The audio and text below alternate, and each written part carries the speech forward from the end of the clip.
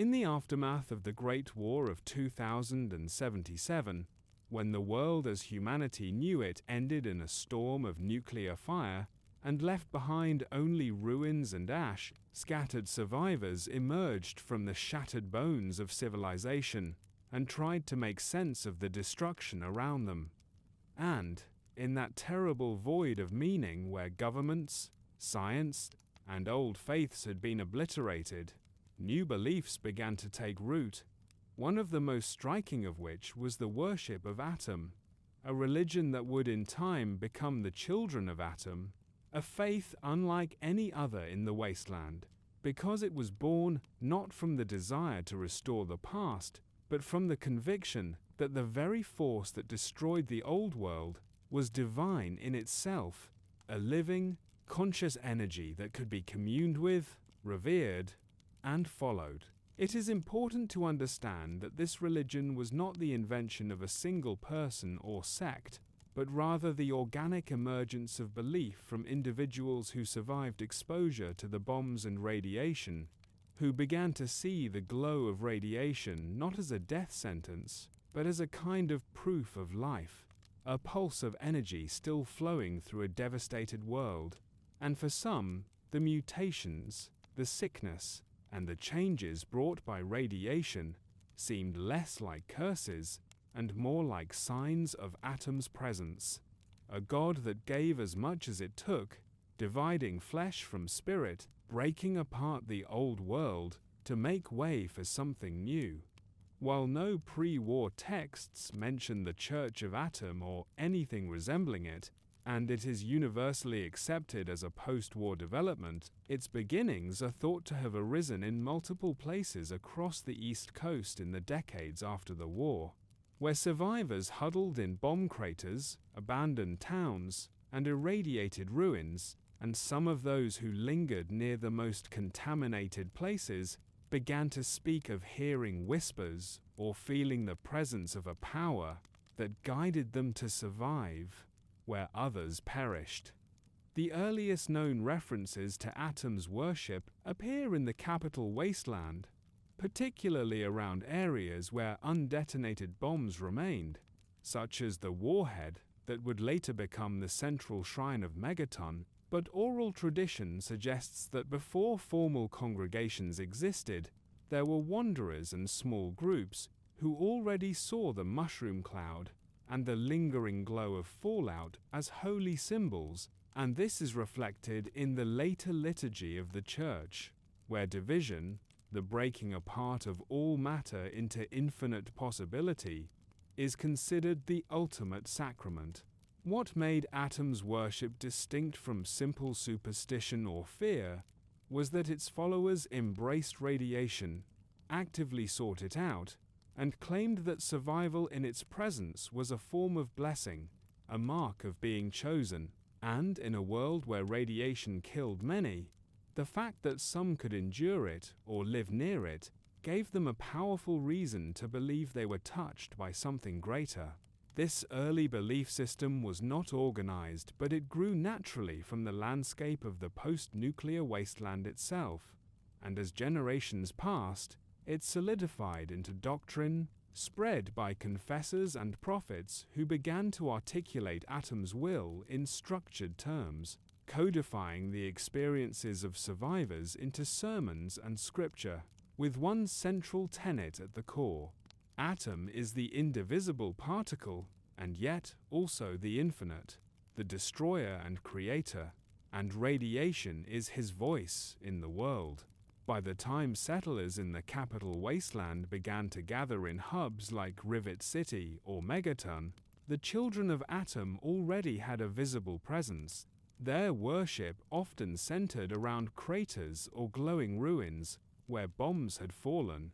and their numbers, though never overwhelming, were steady, drawn from those who sought meaning in destruction, or who had survived against the odds and believed they had done so because Atom willed it. One must also consider the psychological impact of living in a world born from nuclear annihilation, where the pre-war institutions of religion, Christianity, Islam, Judaism, Buddhism, and others, had been fractured, their infrastructure destroyed, their texts lost or scattered, and their clergy mostly gone, leaving a spiritual vacuum that the children of Atom filled with a faith that was uniquely suited to the post-nuclear age, because it not only explained the destruction, but sanctified it, turning trauma into revelation, apocalypse into divine creation. Unlike the Enclave, who sought to restore pre-war America, or the Brotherhood of Steel, who clung to the artifacts of old technology, the children of Atom turned their eyes to the very thing that ended the world and declared it holy, which made them alien and even abhorrent to other survivors, but gave their followers a certainty and purpose that was unshakable. The first sparks of faith in Atom, therefore, were not political movements or carefully designed cults, but the spontaneous rise of belief among irradiated survivors who came to see themselves as children of a new God born in fire, and who found in the lingering glow of fallout not only death but light, a radiance that offered comfort in the ruins, and from these scattered beginnings, the religion that would one day reach the Commonwealth, the glowing sea, and the far edges of the Atlantic coast began to take form. If the first sparks of faith in Atom arose from scattered survivors struggling to comprehend why they endured where others perished, then the gospel of Atom was the crystallization of that raw, chaotic awe into a coherent system of belief, a set of principles, symbols, and teachings that gave structure to what otherwise might have remained fleeting superstition. And like many religions in human history, the children of Atom's gospel transformed lived experiences into doctrine, creating a sacred framework that allowed worshippers not only to revere Atom, but to pass down that reverence to new generations of converts. At the heart of the gospel lies the central paradox that Atom is both the smallest and the greatest, both the indivisible particle that makes up all matter, and the infinite cosmic force whose power was revealed in the mushroom clouds of the Great War, and by embracing this duality, the Church explained why destruction was not to be feared but welcomed. For in every detonation there was both an end and a beginning. Every blast was a revelation, and every exposure to radiation was communion with the divine. The Church of Atom developed key concepts that defined its scripture. The first was radiance, the belief that the glow of radiation is Atom's living presence in the world, and those who bask in it are touched by his light, purified not in the old world sense of cleansing, but in the transformative sense of shedding the false comforts of pre-war civilization to embrace the raw truth of existence after division. The second was division, the most sacred of all doctrines, the teaching that ultimate transcendence comes when body and spirit are broken apart by the holy power of Atom, when flesh is divided and released into infinite possibility, a process often understood as death by outsiders, but revered by the children as the true form of eternal life. For through division one ceases to be bound by flesh, and instead becomes one with the cosmic energy of Atom himself. Sermons delivered by confessors in later generations echoed this again and again, teaching that every living thing carries within it countless atoms, and in the splitting of those atoms lies infinite creation, just as the bombs that fell in 2077 split the world itself apart and birthed a new order. Thus, division is not annihilation but ascension, a sacrament far more profound than any ritual of old-world religions. Another crucial part of the gospel is the notion of communion, the act of seeking out radiation not merely to endure it, but to embrace it as a blessing, a sacramental experience that brings the believer closer to Atom's voice. And this is why children of Atom are so often found dwelling in irradiated places where others fear to tread, because the sickness and mutations that follow prolonged exposure are not seen as punishments, but as sacred marks of faith, signs that Atom has chosen to reshape the body according to his will. In Megaton, Confessor Cromwell's endless sermons beside the undetonated bomb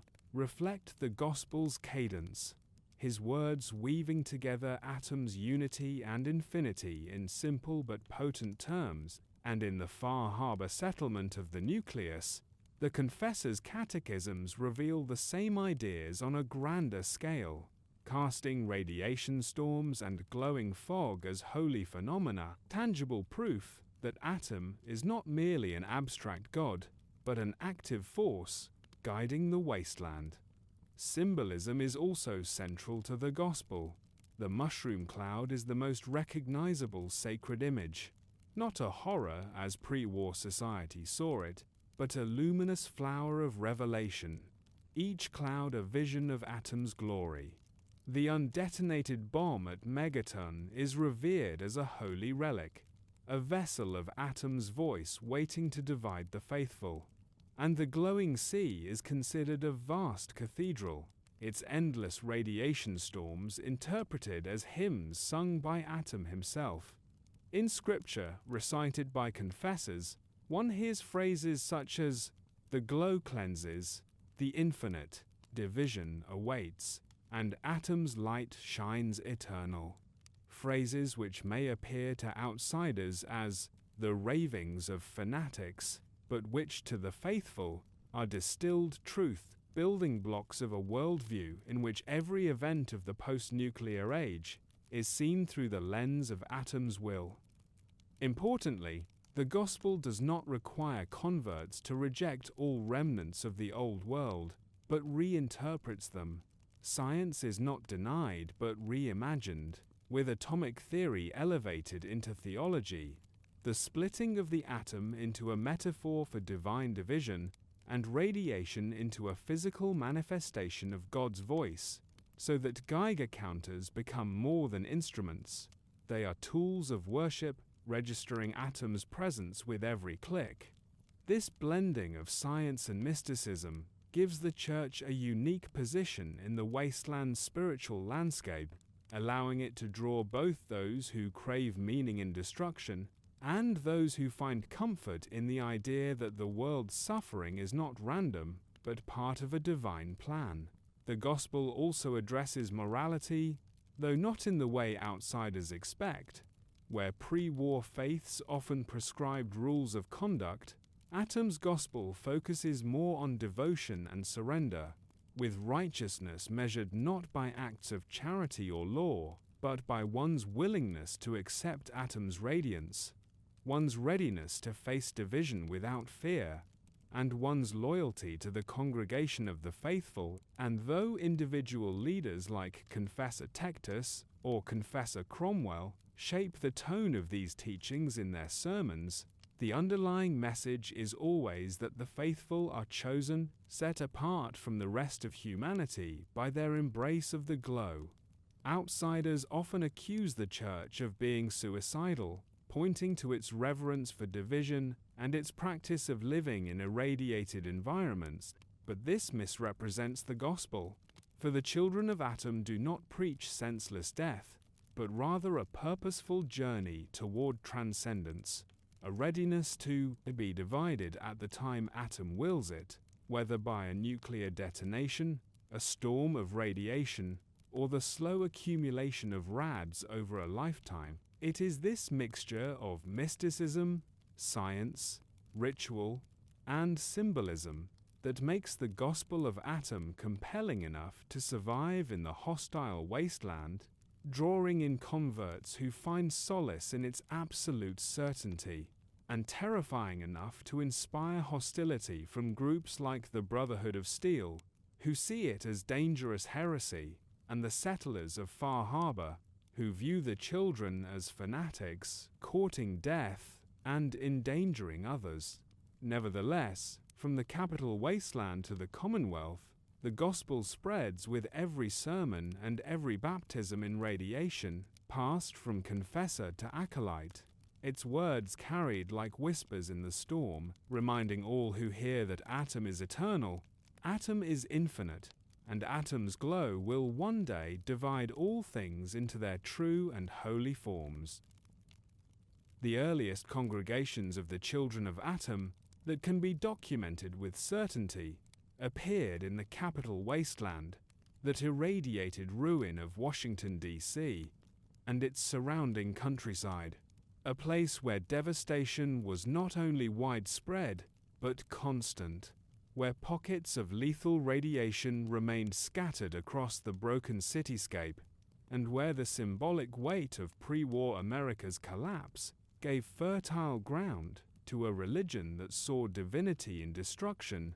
And it was here that worship transformed from scattered individual reverence into organized communities, bound together by shared ritual, leadership, and sacred sites. Megaton stands as the most iconic and enduring of these early congregations, a settlement literally built around an undetonated nuclear bomb lodged in the earth at the heart of a crater, and from the very beginning, this warhead became the object of veneration for those who would call themselves children of Atom, not because they had the power to detonate it, though the potential of division was always implied in its presence, but because its mere existence as an unexploded vessel of unimaginable power made it a holy relic, an ever-present symbol of Atom's might and grace, and around it gathered the faithful, guided by the booming sermons of Confessor Cromwell, who stood at the edge of the bomb's pool and proclaimed to all who would listen that Atom's glow was infinite, his power eternal, and that in the still silent device beneath their feet dwelled a fragment of his divine essence. In Cromwell's words, preserved in countless encounters recorded by wanderers and settlers alike, the theology of Atom was delivered not in abstract terms, but in a voice of passionate conviction. Behold, he gazes upon you with his infinite eyes. Gaze upon the face of Atom.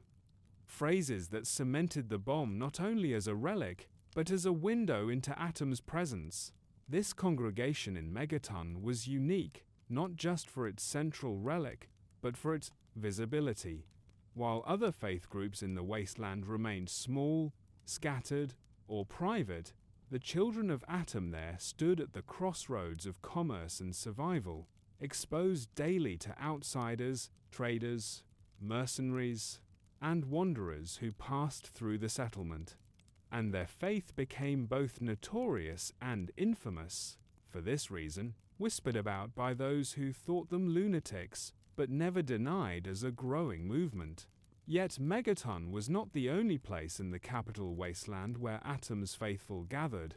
At the irradiated crater of Atom, and other smaller sites across the region, pockets of believers lived and worshipped, often at the margins of survival where others would not dare to linger, convinced that by dwelling in the glow they were communing with the divine. The rituals of these first congregations varied, depending on the leadership and the nature of the site, but certain practices are consistent throughout the Capital Wasteland. Sermons delivered daily at irradiated shrines, baptisms performed by deliberate exposure to radiation, and the recitation of prayers that emphasized Atom's infinite nature and the sacredness of division. At Megaton, Cromwell's son, Lucas Sims, while not a direct convert, still bore witness to his father's unshakable faith, an example of how Atom's presence was woven into the lives of the settlement's inhabitants.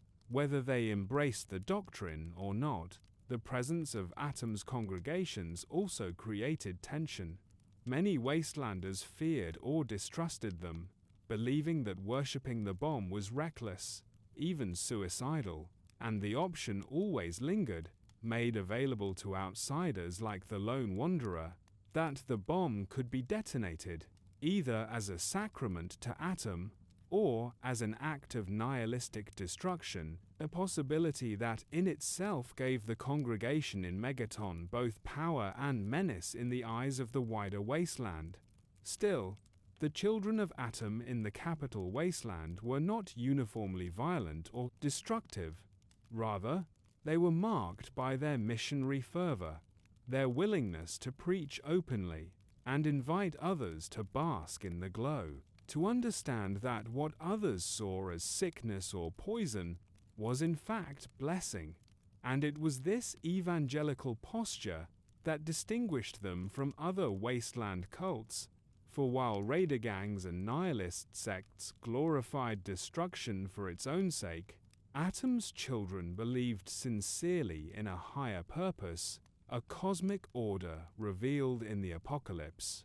Evidence of their persistence is found throughout the region, in recordings, in accounts of wasteland wanderers, and in the way settlements and factions were forced to acknowledge them, whether with scorn, hostility, or cautious tolerance, because, unlike transient cults, the children of Atom established fixed places of worship and tied their faith to landmarks that could not easily be erased, such as the undetonated bomb in Megaton and the irradiated pools of the Capitol ruins. The importance of these first congregations cannot be overstated, for they established the precedent that, wherever a bomb lay dormant, wherever radiation pooled and lingered, there too could rise a shrine to Atom, a living testament that faith and fallout were inseparable, and they demonstrated that the religion was not merely a set of ideas, but a way of life capable of sustaining communities, even in the most hostile conditions. As the decades wore on, these early congregations laid the foundation for expansion into new regions, but their legacy in the Capital Wasteland endures as the first true flowering of organized worship of Atom, a beacon to later sects in the Commonwealth and Far Harbor, who looked back to Megaton and the words of Confessor Cromwell as proof that Atom's light had burned steadily from the very first days of the post-nuclear world, and that even in the shadow of ruin, faith could build a congregation from rubble, radiation, and conviction alone.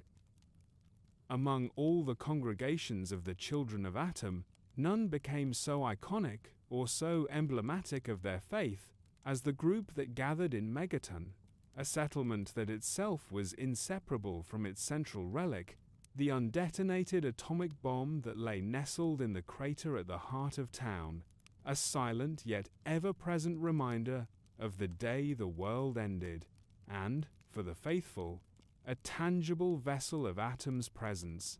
And it was here that the religion took on a visibility that ensured its survival in the cultural imagination of the Capital Wasteland. Because while other cults and sects lived in obscurity, hidden away in ruins or remote locations, the Megaton cult existed in plain sight, conducting sermons and rituals daily in the midst of traders, mercenaries, and settlers who came through the town, and in so doing they transformed their worship from a private reverence into a public spectacle that could not be ignored. At the center of this congregation stood Confessor Cromwell, a towering figure both literally and figuratively, who made it his life's mission to preach Atom's word to all who would listen, and even to those who would not, his voice rising above the clamor of the marketplace as he extolled the infinite glow of Atom, the sacred nature of division,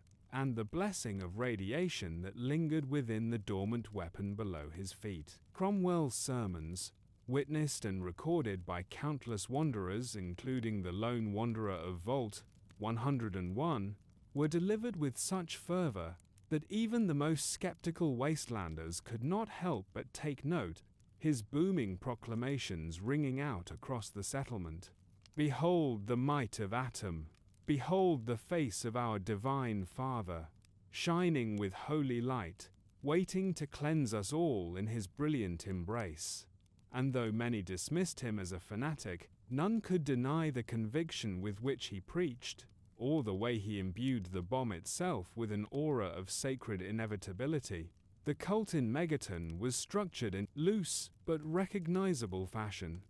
At its head stood Cromwell as confessor. Beneath him, acolytes who carried out rites and tended to the faithful, and beyond them lay the congregation of lay worshippers, who came daily to bow before the bomb, offer whispered prayers, or expose themselves to small doses of radiation in acts of sacramental communion. And while the cult was small compared to the overall population of Megaton, their presence was constant, their rituals unavoidable, and their identity inseparable from the settlement itself. What set the Megaton cult apart from other Children of Atom groups was not only their relic, but the sheer accessibility of their shrine, because the bomb in the center of town was not hidden away in a glowing crater, but sat exposed to the eyes of every passerby, and this forced outsiders to confront the unsettling reality that they lived alongside a weapon capable of annihilating them all. A weapon that the cult not only tolerated but actively worshipped. To the faithful, this was a daily reminder of Atom's benevolence, his restraint, and his promise of division to come, while to skeptics it was a daily source of dread, a symbol of fanaticism tolerated only because Megaton needed to survive as a hub of commerce and travel. The cult's influence on Megaton's culture was profound. For while Sheriff Lucas Sims and other secular leaders kept civil order, the constant presence of Cromwell and his acolytes infused the town with an atmosphere of religious intensity, and visitors often remarked on the surreal juxtaposition of a bustling marketplace overshadowed by a man in ragged preacher's garb, proclaiming the end and beginning of all things. For the cult itself, rituals centered on the bomb were the most sacred. Baptisms in which initiates would stand near the warhead and be anointed with irradiated water, prayers in which Cromwell and his followers would lay hands upon the casing and speak of the day when Atom would choose to bring forth division, and vigils held at night, when the faithful would gather around the bomb, candles flickering in the darkness, and sing hymns composed in reverence to Atom's glow. Outsiders often speculated whether Cromwell or his followers ever sought to detonate the bomb, but canon records are clear. Cromwell himself preached not immediate destruction but patient reverence, for to him, Atom's will could not be forced. Division would come when Atom deemed it, and the faithful's role was to wait, worship, and prepare. This did not prevent the possibility of outsiders meddling, however, and the infamous incident in which the lone wanderer was approached by Burke, an agent of Alistair Tenpenny, to rig the bomb to explode reveals the latent danger always inherent in the cult's existence.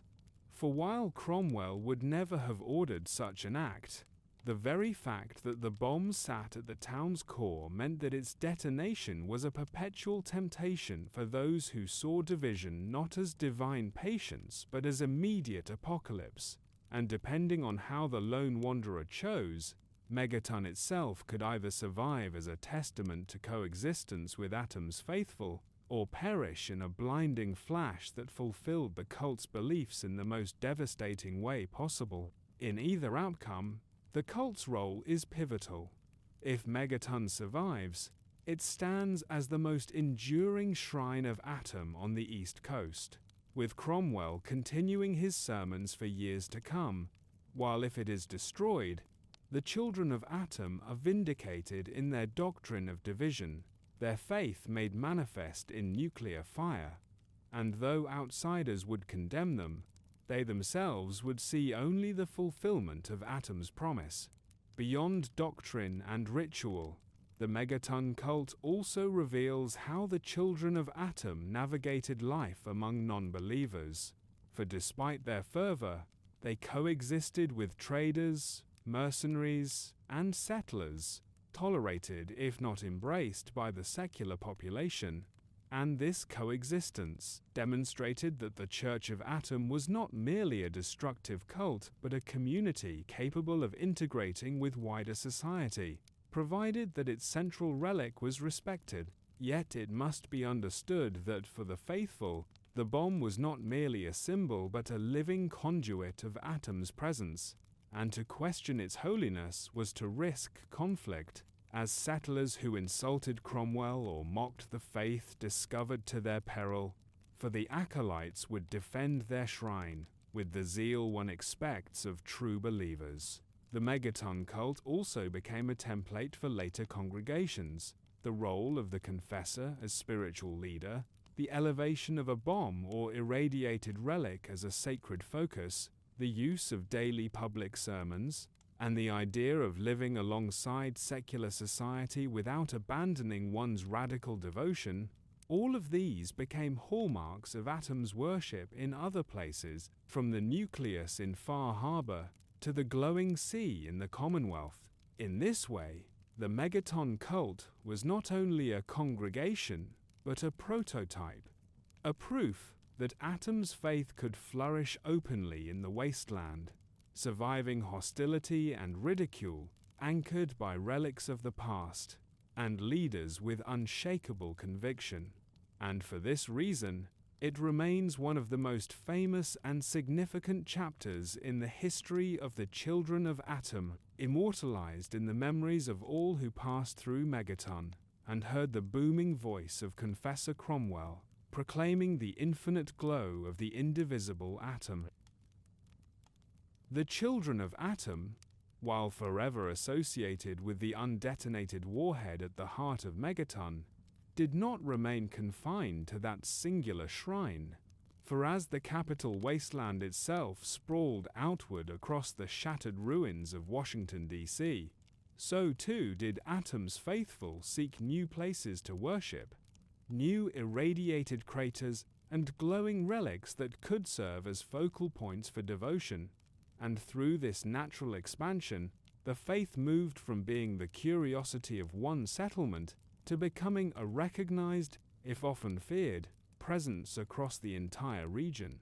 To outsiders, this expansion appeared reckless, even suicidal, as the faithful deliberately sought out the most irradiated corners of the wasteland. But to the children themselves, it was an act of piety, for the glow was not an obstacle but a sacrament, and where others saw sickness and death, they saw communion with Atom's eternal light. And so, across the Capital Wasteland, scattered congregations arose in ruined buildings, collapsed subway tunnels, and above all in craters left by nuclear strikes, the most famous of which was the crater of Atom, located to the south near the irradiated banks of the Potomac, where a community of worshippers established themselves in the wreckage of a bomb impact site, building crude dwellings and shrines amid the glowing water and chanting endlessly of Atom's embrace. This crater, though far less known than Megaton, represented the logical expansion of the faith, a congregation that not only revered an undetonated bomb, but lived directly in the aftermath of a detonation, drinking irradiated water, breathing irradiated air, and regarding every mutation and lesion on their bodies as blessings, proof that Atom reshaped them according to his will, and while Wastelanders described them as grotesque, their numbers endured precisely because they welcomed what others fled. The children of Atom also established smaller cells throughout the ruins of D.C., particularly near the TK, Capitol building, and the mall, where pools of radiation lingered from the bombardment of 2077. These groups often clashed with scavengers and settlers who attempted to use those areas, and though they were not a militarized faction in the same sense as raiders or supermutants, they defended their shrines fiercely, armed with scavenged weapons and later with gamma guns, crude but effective devices that channeled focused bursts of radiation and became signature armaments of Atom's most zealous defenders. The expansion of the children into the Capital Wasteland brought them into unavoidable contact with larger factions, and none more so than the Brotherhood of Steel, who regarded them as delusional cultists at best, and dangerous threats at worst. For the Brotherhood's mission to recover and secure pre-war technology was directly opposed to the Children's desire to sanctify and sometimes even activate nuclear relics. Tensions between the two groups never erupted into full-scale war, but skirmishes and mutual hostility were common, with Brotherhood scribes recording dismissive accounts of the irradiated fanatics who prostrated themselves before bombs instead of dismantling them. For the settlers of Rivet City, Canterbury Commons, and other hubs of the wasteland, the expansion of the Children was a source of deep unease, for while the cult rarely launched outright attacks, their growing presence in vital areas made travel dangerous, and their sermons unnerving, as wandering confessors and acolytes would sometimes approach caravans or lonely travelers and urge them to embrace the glow, to seek out Atom's blessing, or to abandon the false idols of the old world. And, though some converts were genuinely won in this way, most encounters only deepened the perception of the Church as a dangerous fringe movement. Yet despite opposition and ridicule, the Children of Atom grew steadily in the Capital Wasteland, their numbers small compared to the population of the Purse, NCR, or the Raider clans, but consistent enough to make them a permanent feature of the region's spiritual and political landscape, and this endurance reveals the peculiar resilience of their doctrine. While other groups rose and fell with the fortunes of war or trade, the Children's entire worldview thrived in conditions of scarcity and decay. For every collapse of a settlement, every outbreak of radiation sickness, every detonation of a weapon was not a setback, but a confirmation of Atom's glory. And so the harder life became in the wasteland, the more their sermons resonated with those who had lost everything. In this way, the expansion of the Children of Atom into the Capital Wasteland demonstrated the dual nature of their faith. To outsiders, it was madness that spread like a blight, infecting ruins and craters with whispered prayers and dangerous rituals. But to the faithful, it was nothing less than the fulfillment of Atom's will, the inevitable spread of his light into every corner of a land that he himself had reshaped in fire and fallout. And from these roots in the Capital Wasteland, the Church would later take hold in new territories, carried outward by confessors and zealots, who believed it their mission to spread Atom's word across the entire post-nuclear world. While the Children of Atom in the Capital Wasteland and surrounding areas were defined by a mix of evangelism and ritual, by the time the faith reached the southern regions of the former United States, particularly the Mississippi coast and the swamps surrounding what would later be known as Point Lookout, the religion began to fracture, giving rise to a radical splinter faction that took the Church's doctrine of division and sanctity of radiation to its most extreme and literal interpretation, a faction that would become infamous for its violent practices and unyielding belief that the faithful must not only worship Atom, but actively embrace the transformative power of death and contamination. And this sect viewed the glow not simply as a blessing, but as a test, a crucible in which believers were refined and the unworthy purged.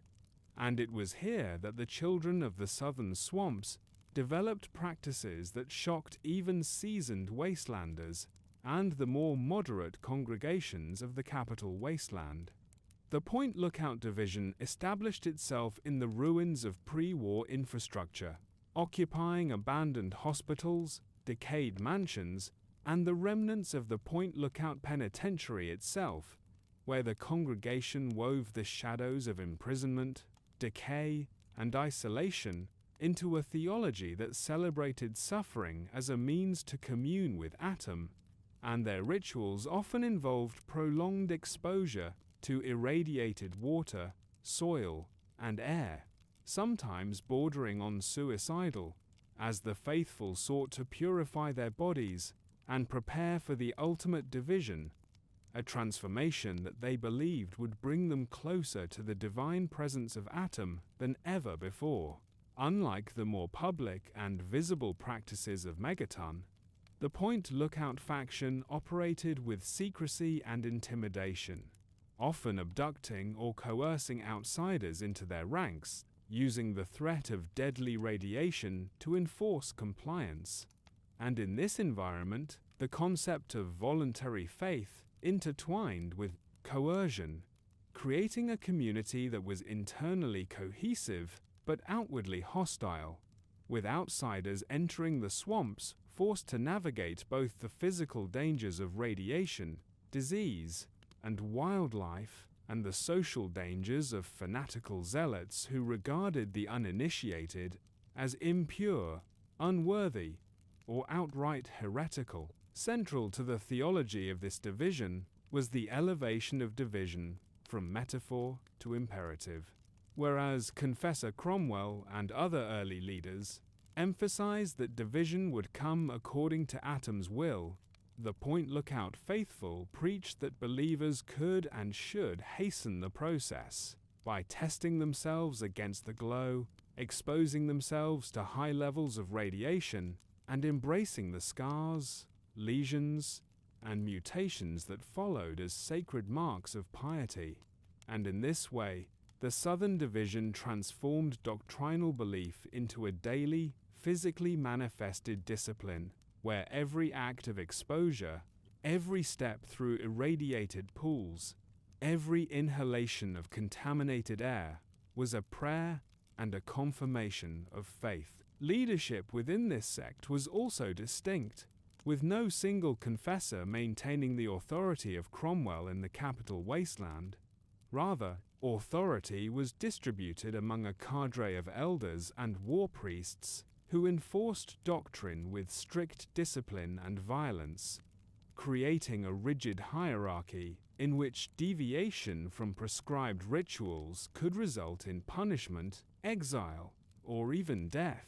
reflecting a belief that the unworthy could not be allowed to corrupt the faith or weaken the communal bond between the faithful and Atom. The Point Lookout Division's expansion also brought them into direct conflict with outsiders, including independent traders, scavengers, and lawless bands who traversed the swamps in search of resources or shelter, and for these travelers, the Southern Children of Atom were not merely a curiosity, but a lethal presence, capable of ambush, coercion, and ritualized violence, making the region one of the most dangerous in the wasteland for those unprepared to respect the faith or avoid its territory. Despite their brutality, the division maintained coherence and resilience, precisely because of their extreme interpretation of Atom's doctrine.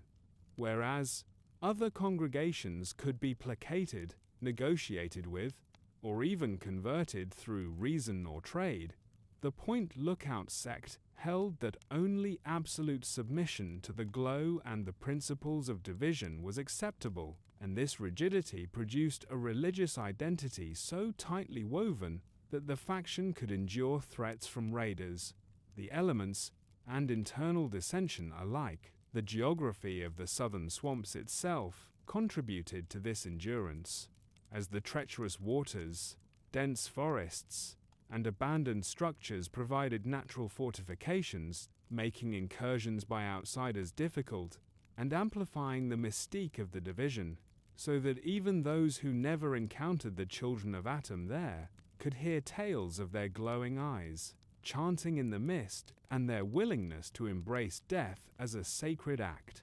Stories that spread fear and reinforced the division's power through reputation alone. The theological implications of this splinter group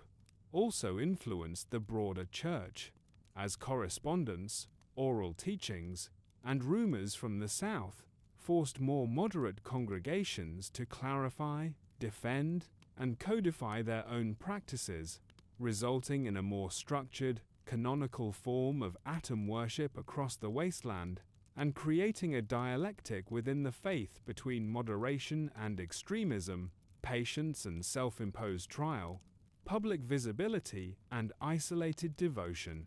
In addition, the Point Lookout Division's practices would later intersect with the journeys of notable wasteland figures, including the Lone Wanderer of Vault 101, whose exploration of the swamps revealed firsthand the severity of the division's rituals and the ideological purity with which they pursued division, as well as the broader consequences of fanaticism when applied in environments already hostile to human survival.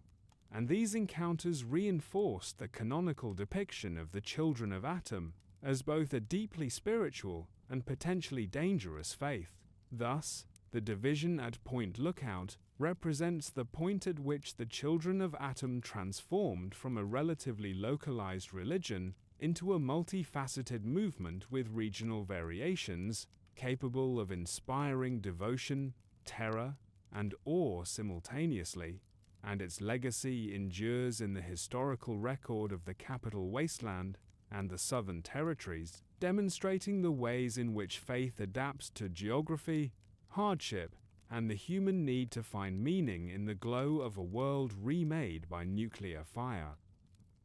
As the Children of Atom solidified their presence across the Capital Wasteland and southern regions, the concept of pilgrimage emerged as a central tenet of their faith, driven by the belief that the most devout must journey into the most irradiated areas of the wasteland in order to commune directly with Atom and witness the ultimate expression of his power, and nowhere was this more extreme or emblematic than in the glowing sea, the vast, irradiated wasteland surrounding the pre-war site of the West Tech Research Facility, where the detonation of experimental nuclear devices during the Great War had left a landscape of blinding radiation, twisted terrain, and a lingering, nearly unbreathable cloud of gamma energy, and it was here that the faithful believed that Atom's presence was strongest, most immediate, and most manifest, for the intensity of the glow and the pervasive contamination made it impossible for ordinary survivors to linger without severe risk, and to endure such conditions was, in the eyes of the children, a demonstration of divine favor and a necessary step toward spiritual enlightenment. The pilgrimage was not undertaken lightly, as travel to the glowing sea required preparation, careful planning, and a willingness to face injury, mutation, and death, and yet it became a rite of passage for those seeking greater communion and a test of devotion to Atom's infinite and indivisible will. Canon sources document that pilgrims from Megaton, Point Lookout, and other congregations would often set out in groups, led by experienced acolytes or confessors carrying limited supplies, protective clothing when available, and makeshift instruments for measuring radiation. Though much of the journey relied on faith and endurance rather than technology, as the Children of Atom held that the very act of exposure, not avoidance, brought them closer to the divine, and that the challenges of traversing irradiated zones were a form of spiritual trial, a purification by the same force that had destroyed the old world.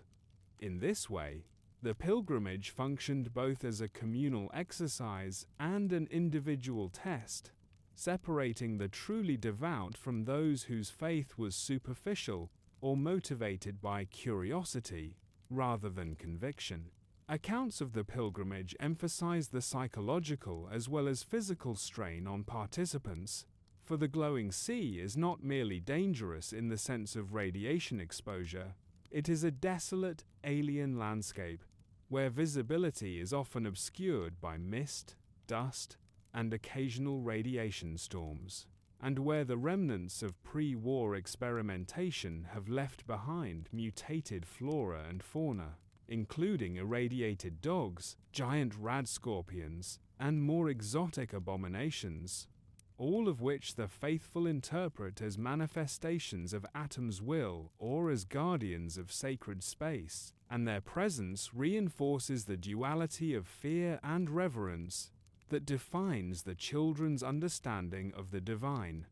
demonstrating that the worship of Atom is inseparable from the acceptance of danger, mutation, and mortality. The Glowing Sea pilgrimage also serves an organizational function within the Church, for it allows confessors to test the discipline of their followers, to observe who demonstrates courage, resilience, and loyalty, and to establish hierarchies based on spiritual merit, with those who endure the most severe exposure gaining prestige and influence upon returning to their home congregations. In this sense, the journey is both religious and social, reinforcing the cohesion of the faith while simultaneously deepening the individual's commitment to Atom's light. Canonically, the Glowing Sea pilgrimage illustrates the unique integration of geography, doctrine, and ritual in the children of Atom's faith. For unlike other religious movements in the wasteland that rely on scripture, relics, or clergy alone, the Church requires that its members physically confront the very force that destroyed the world, transforming exposure to radiation, a universal threat, into a sacramental act, and by doing so, the faithful reframe catastrophe itself as divine blessing. Importantly, the pilgrimage is not undertaken by all members. Rather, it is reserved for those seeking deeper understanding or preparation for leadership roles within the Church, and the journey's difficulty ensures that only the most devoted survive to complete it, thereby reinforcing the principle that Atom's favor is selective, and that transcendence through division is not a right of birth or circumstance, but a reward for enduring faith, endurance, and willingness to embrace the glow as a living, divine presence. The journey also establishes a direct canonical link between the Church's activities in the Capital Wasteland and later events in the Commonwealth, as it is from these early pilgrimages that knowledge, doctrine, and leadership eventually spread northward, informing the practices of children of Atom communities encountered by the sole survivor in Fallout 4, as well as influencing the rituals observed by more radical sects in Far Harbor, thereby demonstrating continuity and expansion across time and space within the post-war world. Notably, the pilgrimage's inherent danger, extreme radiation, mutated wildlife, unstable terrain, was understood by the faithful not as punishment, but as confirmation of Atom's presence. Every blister, lesion, or sickness resulting from exposure was a tangible mark of divine favor, evidence that the pilgrim had been touched by Atom himself. And for the faithful, this created a feedback loop in which suffering, mutation, and endurance became inseparable from spiritual growth. Pilgrims often carried sacred texts, ritual implements, and offerings, which were deposited at key irradiated sites, reinforcing the sanctity of the terrain and creating an evolving network of shrines that marked the faithful's journey and documented their devotion. And in this manner, the Glowing Sea pilgrimage became a foundational practice that linked disparate communities, cemented doctrine, and established the Church's territorial and symbolic reach. In sum, the pilgrimage to the Glowing Sea represents a pivotal stage in the evolution of the children of Atom. It codified the relationship between faith and radiation, emphasized the necessity of trial and endurance, strengthened communal bonds, tested individual devotion, and provided a template for other forms of expansion, all while reinforcing the central tenet that Atom is present in every flash of light, every particle of gamma energy, and every act of voluntary exposure to the divine glow, and thus it stands as one of the most canonical, tangible, and enduring expressions of the Church's beliefs in the post-nuclear landscape of the Capital Wasteland and beyond. Central to the structure, expansion, and cohesion of the Children of Atom is the role of its leaders, known as confessors and prophets, individuals who are not merely figureheads, but the interpretive and spiritual authorities of the faith, whose pronouncements, rituals, and decisions define the daily life of the congregation and enforce the theological coherence of Atom's doctrine across disparate communities. And in understanding their importance, it is necessary to recognize that the Church of Atom is not hierarchically rigid in the manner of pre-war religious institutions, but relies instead on a system of charismatic authority, where leadership is earned, conferred, or recognized by both spiritual experience and demonstrated endurance, particularly the ability to withstand radiation, guide the faithful through exposure, and interpret Atom's will in a manner that is simultaneously inspiring, coercive, and canonically sound. For without these leaders, the Church's scattered congregations would likely descend into either irrelevance or chaos, as the faith itself demands guidance in navigating the dual imperatives of survival and devotion. Confessors, such as the well-documented Confessor Cromwell of Megaton and Confessor Tectus of Far Harbor, exemplify the role of spiritual shepherds.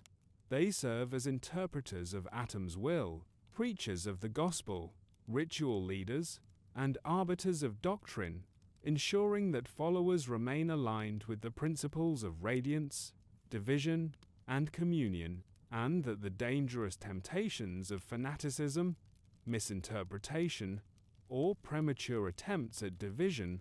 are tempered by the guidance of a seasoned and authoritative voice. In doing so, confessors perform both spiritual and practical functions, blending pastoral care with oversight of potentially lethal rituals, a duality that underscores the Church's unique adaptation to a post-nuclear environment. Prophets, in contrast, are often itinerant, traveling between congregations to deliver new insights, reinforce doctrinal consistency, and interpret signs from Atom, particularly unusual patterns of radiation, unexpected mutations in flora and fauna, or extraordinary events such as seismic tremors or residual detonations. And these individuals gain authority not simply through charisma, but through perceived communion with Atom, demonstrating visions, prophetic utterances, or survival in conditions that would kill ordinary humans, and thereby establishing their legitimacy within the faith. Their pronouncements can dictate the timing of pilgrimages, the initiation of new acolytes, and even the relocation of communities, illustrating that leadership within the Children of Atom is inseparable from both environmental literacy and religious devotion. Canonically, the influence of confessors extends to every major congregation, from Megaton to Point Lookout to the Nucleus in Far Harbor, where Confessor Tectus, a figure notorious for his extremism, exercised authority over his followers in ways that codified division into daily practice, often enforcing rigorous exposure to radiation, structuring communal rituals around the timing of glowing storms, and providing a central interpretive voice to the faith that could unify disparate adherents, while also inspiring fear in outsiders and ensuring that heresy or deviation was swiftly addressed. Tectus's role exemplifies the balance of power, charisma, and doctrinal oversight that defines all canonical confessors, illustrating the ways in which individual leadership shapes both theology and the practical enforcement of faith. Importantly, the confessor and prophet dynamic is also critical for maintaining cohesion between moderate and radical factions, for while some congregations, such as Megaton, embrace Atom's glow in measured, public, and socially integrated ways, Others, such as the Point Lookout division, take the doctrine of division to extreme, often lethal, conclusions, and it is through the guidance, or sometimes the admonishment, of recognized leaders that these divergent interpretations are kept within a recognizable framework of canon, preventing splintering that could otherwise dissolve the Church into incoherent local cults. The mechanisms by which leaders maintain authority also demonstrate the Church's integration of ritual, symbolism, and practical survival. Confessors and prophets conduct initiation ceremonies, oversee exposure rites, dictate prayer and chant schedules, and often serve as protectors of the sacred relics that define each congregation, such as undetonated warheads, irradiated craters, or pools of radioactive water. In these roles, the leader's authority is simultaneously theological, martial, and social, and it is often reinforced by displays of personal courage, endurance under the glow, or miraculous survival, all of which signal to followers that the leader is genuinely touched by Atom, and therefore trustworthy in matters both spiritual and practical. Canon records indicate that this leadership structure allowed the children of Atom to expand across geographically and socially challenging regions, from the Capital Wasteland's irradiated urban ruins to the swampy, hostile environs of Point Lookout and the storm-swept, gamma-choked nucleus of Far Harbor. For leaders served as nodes in a network of knowledge, ritual practice, and doctrine, transmitting both tangible and symbolic guidance from one congregation to another, ensuring that despite distance, variations in ritual, and differences in environmental hazards, all adherents shared a common understanding of Atom's will and the appropriate ways to honor it. Moreover, confessors and prophets often played a mediating role in interactions with outsiders, negotiating toleration, controlling access to irradiated shrines, and interpreting the faith in ways that could either appease wary settlers or enforce strict boundaries, reflecting the pragmatic component of leadership, which balances spiritual imperatives with the survival needs of the congregation. The leader's ability to navigate these tensions was critical, for the Church's survival depended as much on managing human politics as on managing exposure to lethal radiation. Another critical aspect of leadership lies in the mentoring and succession of acolytes. For confessors and prophets are responsible for identifying potential future leaders, testing their resilience, instructing them in ritual practice, and integrating them into the complex social and religious hierarchies of the Church, thus ensuring continuity across generations. Canonical examples show that failure to properly mentor successors can result in doctrinal drift or dangerous extremism, whereas effective guidance produces stable, enduring communities capable of both maintaining tradition and adapting to environmental and social challenges. Through all these functions, ritual, doctrinal oversight, mentorship, communal governance, and interaction with outsiders, confessors and prophets solidify the Church's canonical authority, allowing Atom's faith to persist despite the perils of the post-nuclear world, and their influence is evident wherever children of Atom congregate, in the hearts of devout followers who traverse the glowing sea, dwell near irradiated craters, or perform ceremonies at the Nucleus, and in the cautious recognition by other factions who, whether out of respect,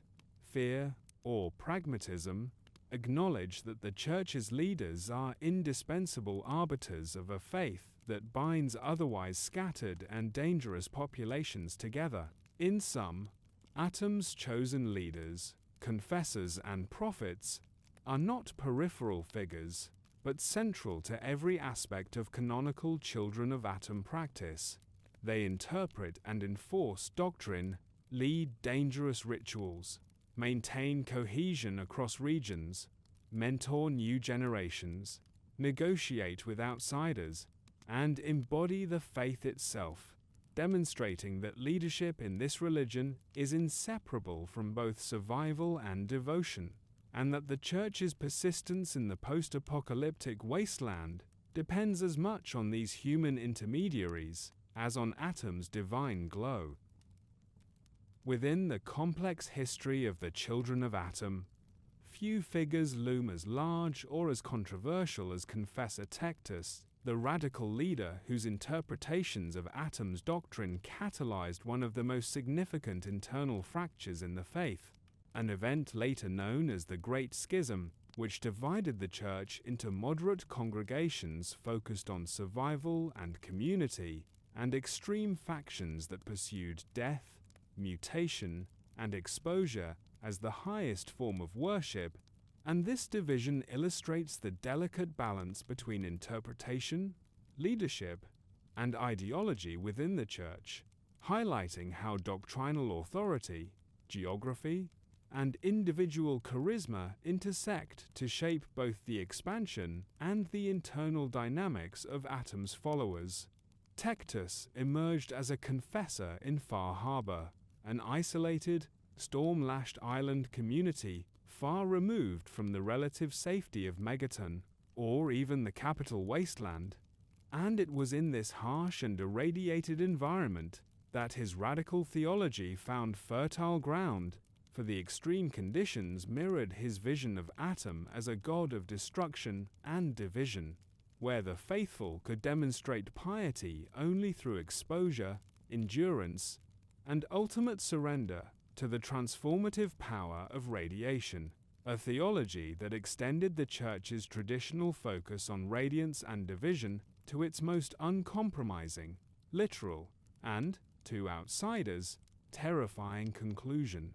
Tectus's rise to prominence involved both charisma and strategic ruthlessness, for he distinguished himself through survival in areas of high radiation, the orchestration of complex rituals that reinforced his theological vision, and the establishment of a hierarchy in which acolytes and subordinate confessors were selected based on endurance, loyalty, and the willingness to undergo dangerous exposure, creating a tightly controlled and ideologically homogeneous faction that could operate autonomously from other congregations and assert influence through both fear and doctrinal authority. Under his leadership, the Far Harbor congregation became the model for radicalized children of Atom, emphasizing not merely worship of Atom's glow, but the active pursuit of division, often in ways that included prolonged, near-lethal radiation exposure, symbolic acts of suffering, and a theology that glorified mutation and transformation as signs of divine favor, all of which represented a stark departure from the more measured, community-oriented practices of earlier congregations in Megaton or Point Lookout. The Great Schism itself emerged when moderate leaders across the Church, particularly those in the Capital Wasteland and Point Lookout, began to confront the extremity of Tectus's interpretations, fearing that his doctrines would not only endanger followers, but alienate potential converts, provoke violent responses from outside factions, and destabilize the Church's carefully maintained networks of shrines and pilgrimages. And these tensions culminated in a formal division, wherein Tectus's followers maintained independence, codified their own rituals and hierarchy, and openly rejected the oversight of other confessors, effectively creating a parallel, radical branch of Atom worship, while the moderates continued to emphasize the traditional balance between radiance, ritual, and communal survival. Canon sources, particularly accounts recorded by explorers of Far Harbor and later survivors of the Nucleus, describe Tectus as both visionary and authoritarian, whose sermons combined theological rigor with militant enforcement of doctrinal purity. and who wielded both spiritual and physical authority to ensure adherence, demonstrating that leadership in the children of Atom is inseparable from charisma, endurance, and the ability to manipulate both fear and devotion. Under Tectus, obedience to Atom became absolute, and failure to participate in exposure rites or ritualized endurance could result in corporal punishment, excommunication, or ritualized death. Reflecting his belief that the unworthy could not be tolerated within the fold, and that Atom's will demanded uncompromising commitment, the schism had far-reaching consequences, not only for the internal dynamics of the Church, but also for its relationships with external factions, as the radical Tectus faction engaged in territorial defense, coerced outsiders into participation, and maintained strict control over access to irradiated sites, thereby increasing the dangers associated with pilgrimages or trade within Far Harbor and the surrounding region. While moderate congregations sought to balance devotion with coexistence, allowing for safer interaction with settlers, merchants, and wasteland travelers, and preserving the Church's reputation and survival in less hostile environments. This bifurcation demonstrates how geography, leadership style, and theological interpretation collectively shape the social and political footprint of the Church across the post-nuclear landscape. Beyond the immediate tactical and social consequences, the Great Schism also codified a theological dialectic within Atom's doctrine. The tension between patient reverence and proactive engagement with division, between measured exposure and extreme endurance, between public ritual and isolated, secretive worship, and between moderate evangelism and radical zeal, a dialectic that persists in canonical depictions of the Church in both the Capital Wasteland and the Commonwealth, ensuring that every congregation must navigate this spectrum of belief while remaining connected to the overarching faith. Tectus's influence also extended to liturgy, symbolism, and ritual innovation, as he introduced practices that emphasized corporeal transformation, the sanctity of suffering, and the spiritual significance of mutation, creating new ceremonies, chants, and rites that were adopted by his followers, but explicitly rejected by moderates. And these developments illustrate the adaptive capacity of the faith, while also demonstrating how charismatic leaders can reshape doctrine to fit environmental, psychological, and ideological contexts, producing both cohesion within the radical faction and division across the broader Church. Canonical narratives consistently note that the Great Schism did not result in the extinction of either branch.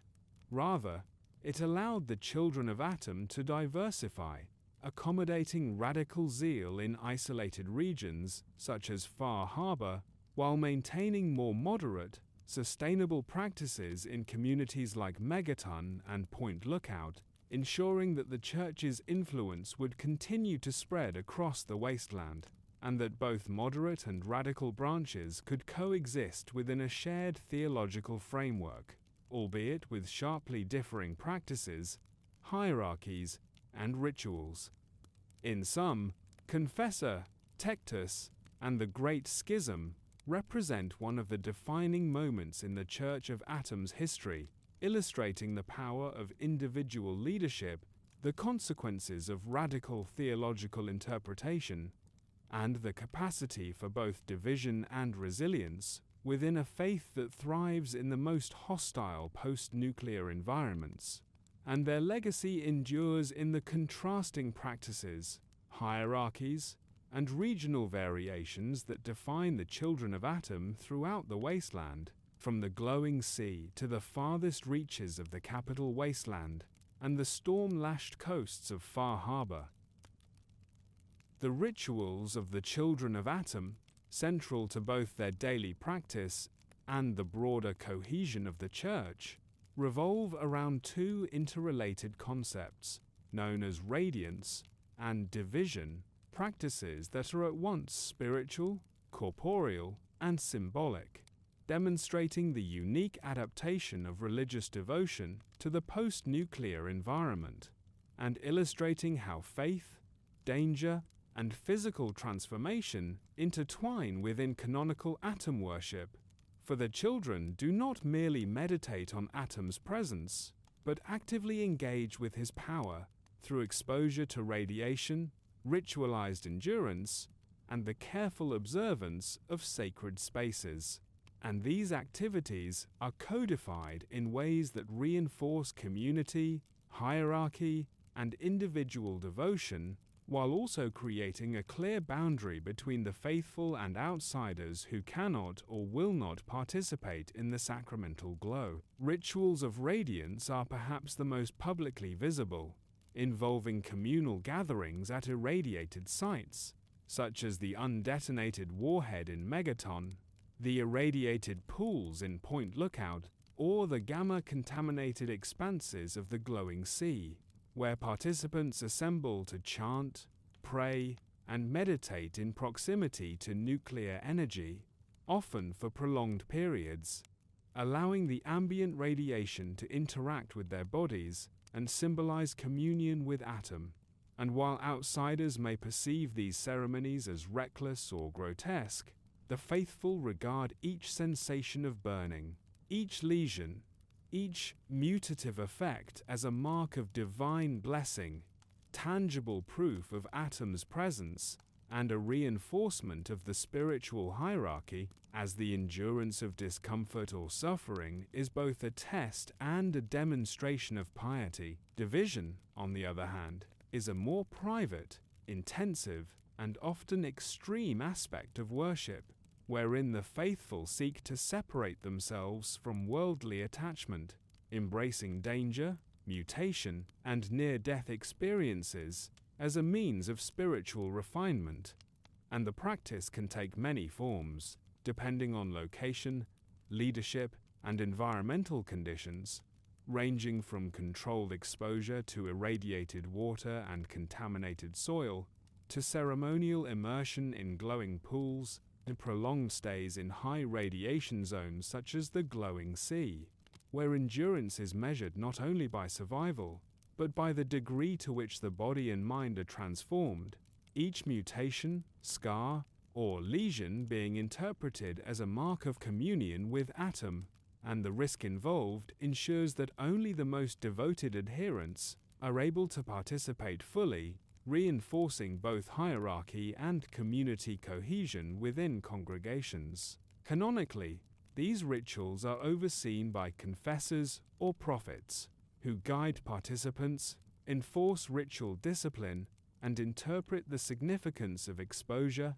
ensuring that the practices are not random acts of self-harm, but deliberate, meaningful interactions with Atom's divine energy. And in so doing, leadership mediates between the potential dangers of the environment and the spiritual goals of the faithful, creating a structured system in which devotion is inseparable from risk and exposure is sanctified rather than merely tolerated. In Megaton, for example, radiance ceremonies involve participants gathering daily around the undetonated warhead, chanting in unison under the supervision of a confessor, offering symbolic gestures toward the bomb, and consuming minimal amounts of irradiated water as a sacrament, while division is practiced through acts such as standing closer to the most radioactive areas of the crater, enduring the heat and radiation with eyes closed in meditation,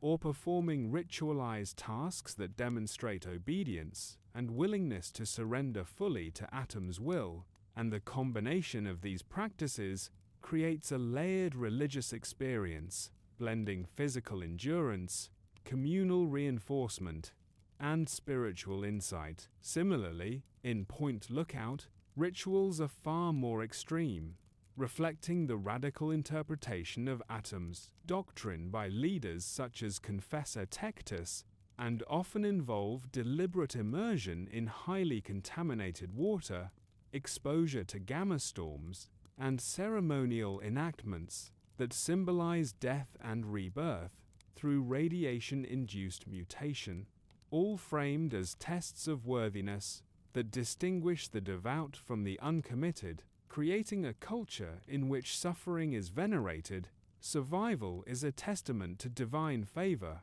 and each ritualized act reinforces the local hierarchy, establishing both spiritual authority and practical oversight within the congregation. The symbolic components of these rituals are equally significant, for radiance is framed as illumination, a visible manifestation of Atom's infinite presence, while division represents the separation of the faithful from worldly concerns, mortality, and impurity, and together they form a dual framework that informs every aspect of church life, from communal worship to pilgrimage, from initiation of acolytes to leadership succession, and even to interactions with outsiders. For participation, observation, and acknowledgement of ritual boundaries define the social as well as the spiritual landscape of the church. Canonical records and in-game accounts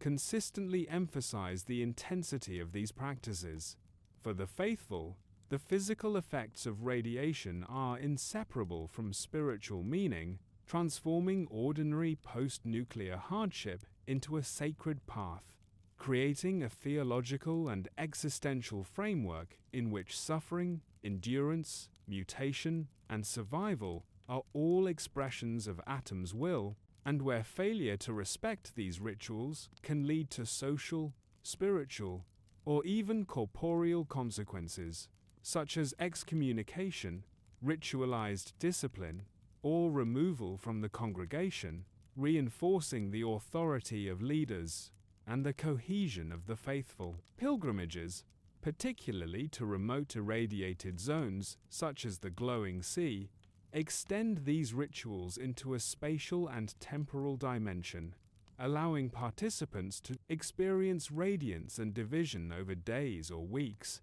confronting both environmental and psychological hazards, and creating a transformative journey that binds the individual to the church, to Atom, and to other participants, producing shared experiences that reinforce communal identity, propagate doctrine, and maintain continuity across generations, ensuring that the lessons of exposure, endurance, and spiritual interpretation are passed on, canonically preserved, and integrated into the broader structure of Atom worship. The combination of ritual, hierarchy, and environmental interaction ensures that the children of Atom remain a distinct and resilient religious movement within the wasteland, with practices that are not merely symbolic, but physically, psychologically, and socially consequential, illustrating the unique adaptation of faith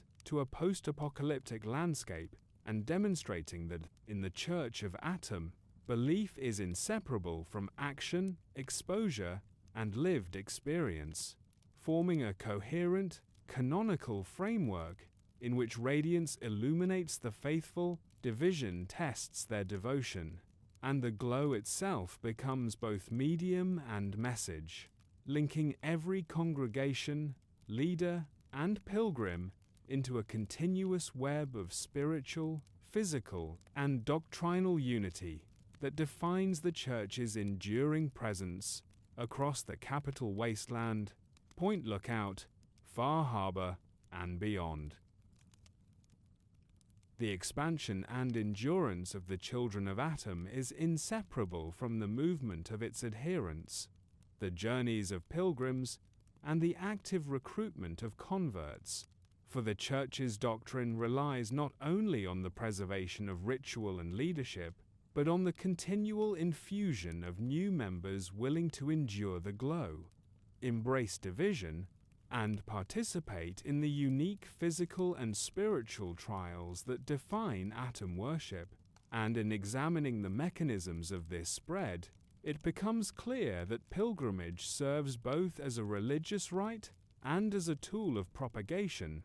drawing new followers into the faith while reinforcing communal bonds, transmitting doctrinal knowledge, and establishing networks of shrines and sacred sites across the wasteland, a process that is as much about territory and influence as it is about devotion, and which allows the Church to adapt to and thrive in geographically and socially hostile environments. Pilgrims typically undertake journeys from relatively secure settlements, such as Megaton or Rivet City, to highly irradiated regions, such as the Glowing Sea, Point Lookout, or the Nucleus, enduring prolonged exposure, environmental hazards, and physical strain as part of their spiritual progression, and upon returning, they often carry first-hand knowledge, ritual innovations, and practical guidance that can be shared with new initiates,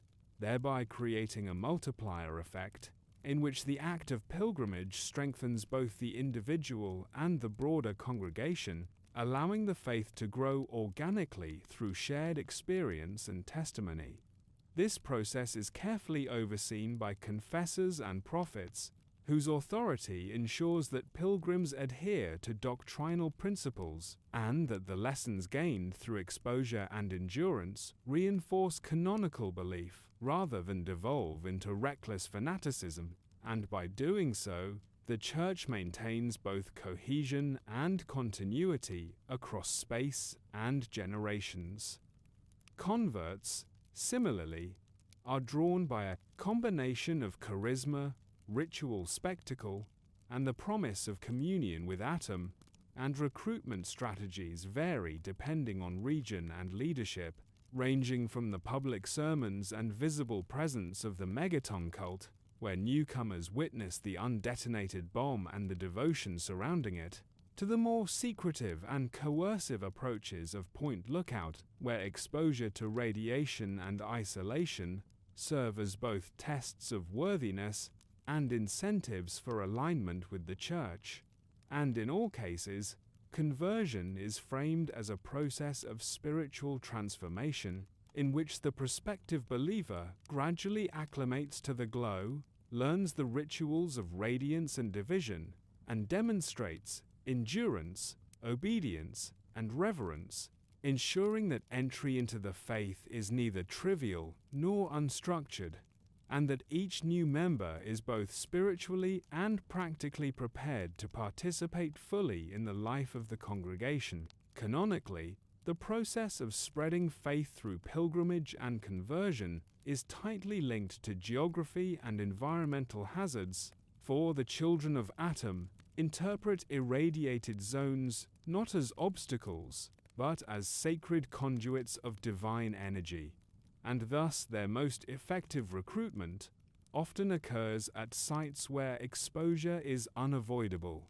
such as craters, irradiated pools, or the edges of the glowing sea, and where leadership can demonstrate the power, endurance, and blessings that come from communion with Atom, creating both awe and legitimacy in the eyes of potential converts. The landscape itself becomes a medium for doctrine, with every glowing puddle, radioactive storm, or irradiated creature serving as a sign of Atom's presence, and every trial endured by pilgrims functioning as evidence of divine favor and authenticity, a tangible proof that the faith is not merely abstract belief, but lived, embodied, and verified through exposure to the glow. The network structure of pilgrimages and conversions also facilitates doctrinal transmission, allowing confessors and prophets to circulate canonical teachings, reinforce ritual practices, and maintain a consistent understanding of radiance and division across dispersed congregations, even in the face of regional variation, environmental hazards, and the inherent dangers of the post-nuclear wasteland. The journeys themselves serve as training, indoctrination, and reinforcement, producing leaders capable of guiding new followers, defending sacred sites, and ensuring that even radicalized splinter factions remain tethered to the broader theological framework of atom worship and preventing doctrinal drift that could undermine cohesion. Moreover, the spread of faith through pilgrimage and conversion is inseparable from social interaction and observation. For outsiders, encountering the children of Atom often witness the dedication, endurance, and physical transformation of pilgrims, and even those who do not formally join may be influenced by the spectacle, adopting elements of ritual, reverence for irradiated sites, or belief in Atom's providence, thereby extending the faith in informal or indirect ways. This dynamic is particularly evident in settlements that border or intersect with zones of high radiation, where traders, scavengers, or travelers report encounters with chanting pilgrims, ritual ceremonies, and visible evidence of mutative exposure. And these interactions create both fear and fascination, reinforcing the canonical status of the Church as both spiritually potent and socially disruptive. Canonical sources further illustrate the demographic impact of these movements, showing that even small numbers of converts and pilgrims can establish enduring nodes of worship, create new shrines, and sustain ritual practice over decades, demonstrating the resilience and adaptability of the faith and highlighting the critical role of human mobility in maintaining both doctrine and social structure within a hazardous, fragmented landscape. By linking physical journeys with spiritual transformation, the Church ensures that its expansion is both measurable and meaningful, preserving the integrity of atom worship while simultaneously extending its influence across geography, time, and environmental conditions. In sum, pilgrims and converts function as both vessels and agents of the Church's expansion. Through endurance, exposure, ritual participation, and doctrinal transmission, they reinforce community cohesion, spread canonical belief, establish new sacred spaces, and ensure the survival and visibility of the Church across the wasteland, illustrating that the children of Atom rely as much on the movement and devotion of their adherents as on sacred relics or charismatic leadership,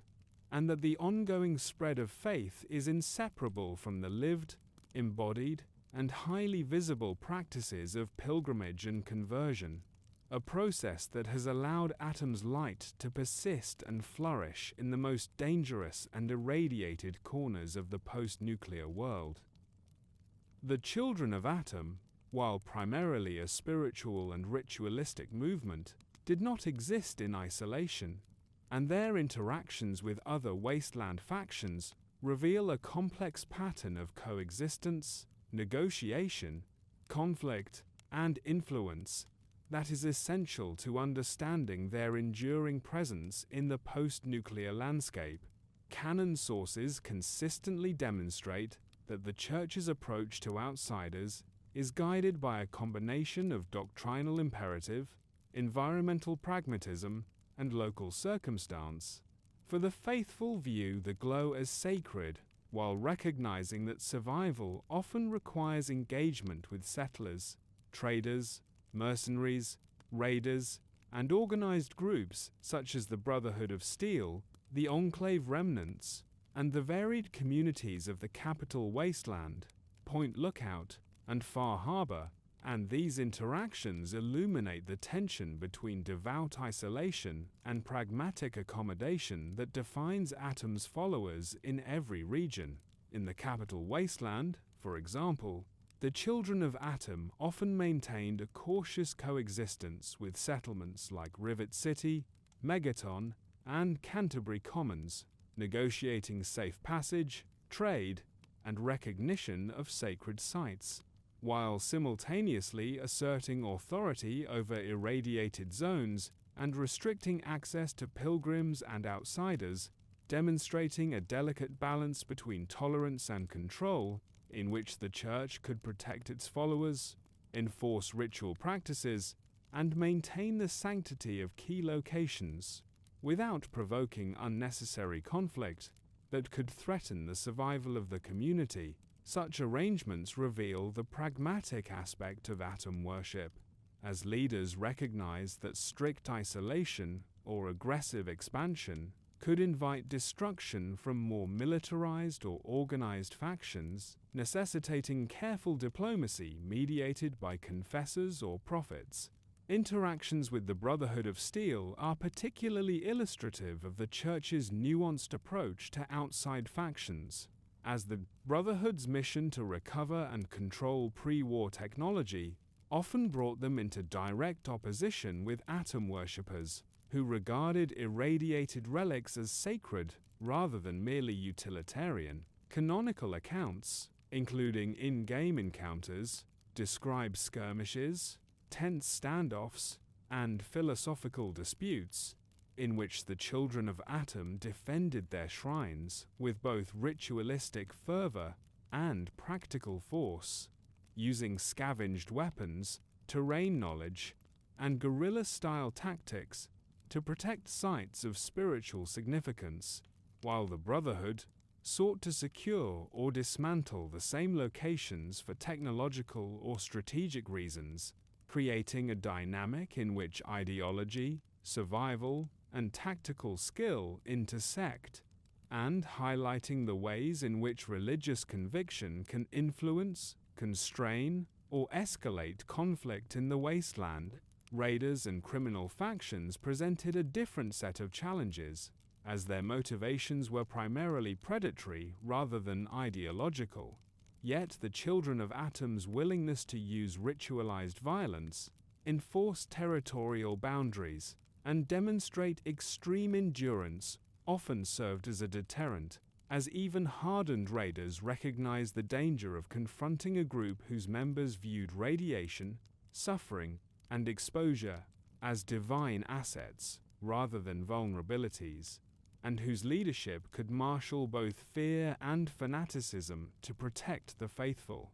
These interactions underscore a consistent theme in canonical documentation, which is that the Church's survival is predicated not solely on piety, but on the integration of religious belief with tactical awareness, social negotiation, and the strategic exploitation of environmental hazards. In the Southern Territories, particularly Point Lookout, the Church's relationship with local settlers and mercantile enclaves was marked by both isolation and coercion, as the radicalized followers of Confessor Tectus demanded recognition of sacred sites, enforced ritual compliance, and restricted access to contaminated zones, often abducting, converting, or intimidating outsiders to reinforce doctrinal adherence and protect territory. And canonical sources describe these actions as both defensive and expansionist, illustrating that the Church's interaction with external groups is rarely passive, but is instead an extension of spiritual imperatives into practical governance and territorial control. Pilgrimages also function as points of contact with other factions, as traveling believers traverse regions controlled or influenced by various groups, requiring negotiation, temporary alliances, or tactical avoidance. And in this manner, the Church extends its influence without necessarily establishing permanent settlements, allowing its presence to be both fluid and persistent, with pilgrims and converts acting as vectors for doctrinal transmission, social influence, and symbolic authority. These movements demonstrate that interaction with outsiders is not merely incidental, but central to the Church's strategy for survival, propagation, and canonical continuity, as every encounter, alliance, or conflict reinforces the network of leadership, ritual, and sacred geography that sustains the faith. Moreover, canonical documentation emphasizes the role of ideological compatibility or mutual interest in shaping relations, as moderate settlements, merchants, and wasteland travelers who recognize the sacredness of irradiated sites or the legitimacy of pilgrimage are more likely to cooperate with the children of Atom, while those who fail to respect boundaries or disparage the faith are more likely to provoke conflict, illustrating that interactions are mediated both by pragmatic consideration and theological principle, and that the Church's approach is dynamic, context-dependent, and informed by both spiritual and material realities. The spread of atom worship across the Capital Wasteland, southern swamps, and Far Harbor further amplifies the complexity of these interactions, as leaders, confessors, and prophets must balance the demands of ritual, doctrinal fidelity, and survival in each unique environment, negotiating with local powers, managing the recruitment of converts, defending sacred spaces, and ensuring that pilgrims navigate potentially hostile territories safely. These canonical patterns demonstrate the adaptability, resilience, and strategic sophistication of the Church, revealing that despite its apocalyptic theology and extreme rituals, the children of Atom engage consistently and pragmatically with the broader social, political, and environmental landscape of the wasteland. In sum, the interactions between the children of Atom and other wasteland factions reveal a multi-layered, canonical portrait of a religious movement that is simultaneously devout, territorial, pragmatic, and strategic, capable of negotiating coexistence, asserting authority, defending sacred sites, and propagating belief across diverse regions, while balancing doctrinal imperatives with the practical demands of survival, exposure, and leadership. And these relationships, both cooperative and conflictual, are central to understanding the Church's persistence, influence, and enduring presence in the post-nuclear world.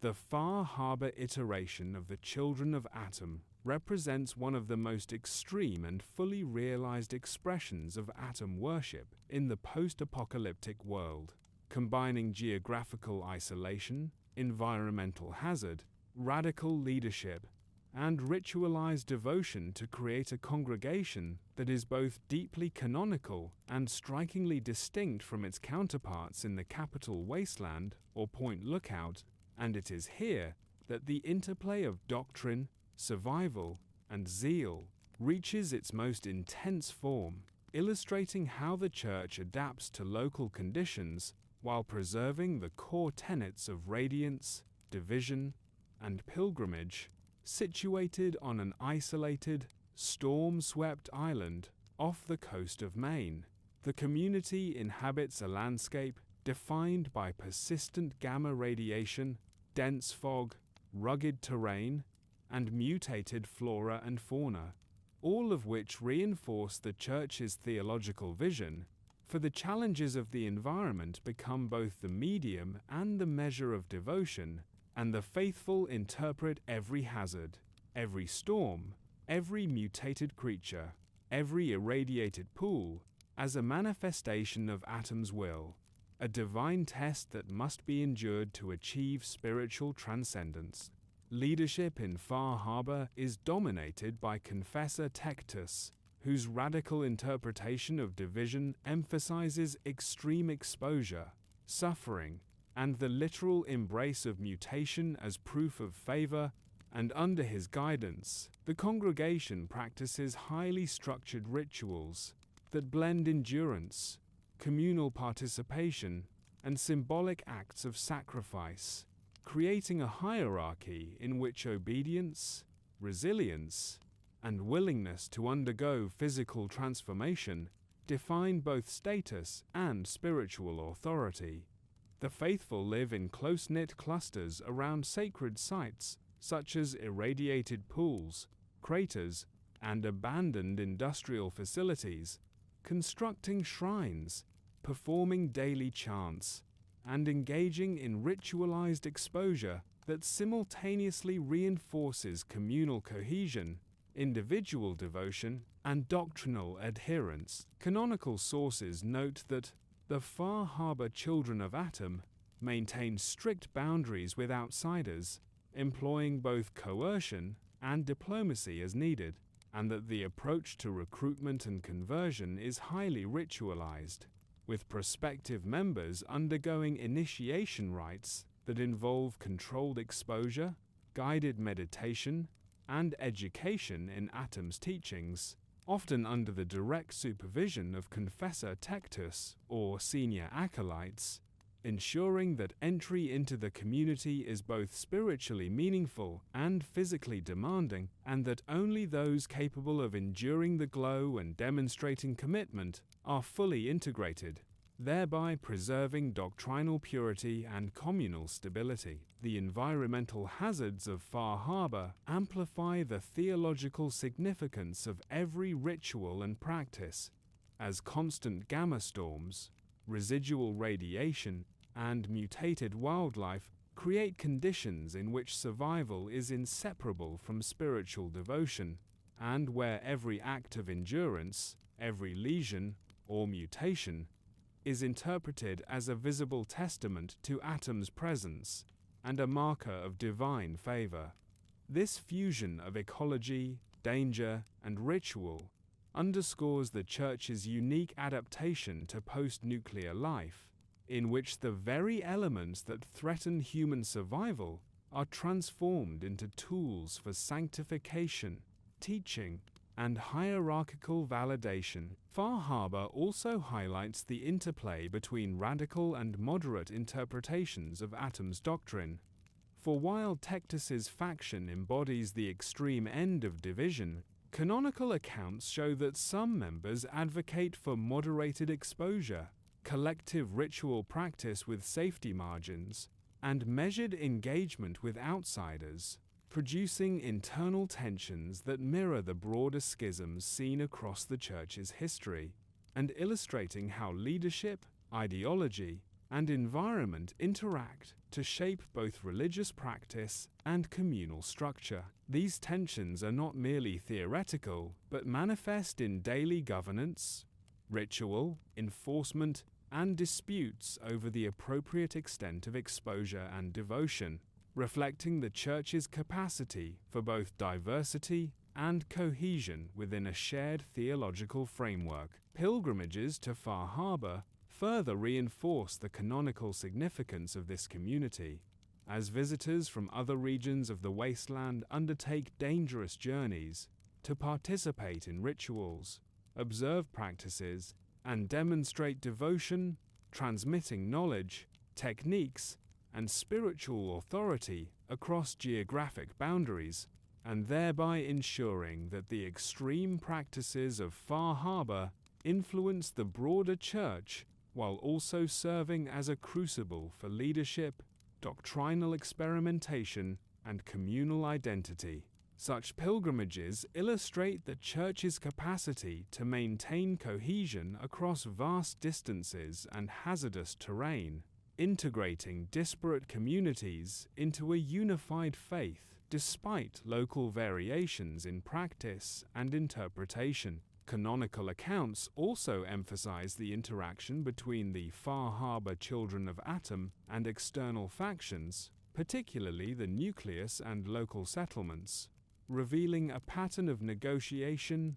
coercion, and occasional conflict, wherein the Church asserts control over sacred zones, enforces ritual compliance, and protects pilgrims and resources, while balancing the pragmatic need to avoid annihilation by more powerful or organized groups. And these interactions underscore the adaptability and strategic sophistication of the Church, which is able to integrate ritual, doctrine, and environmental mastery to ensure survival and influence in a challenging, high-radiation landscape. Moreover, Far Harbor exemplifies the theological centrality of mutation, suffering, and environmental endurance in Atom worship,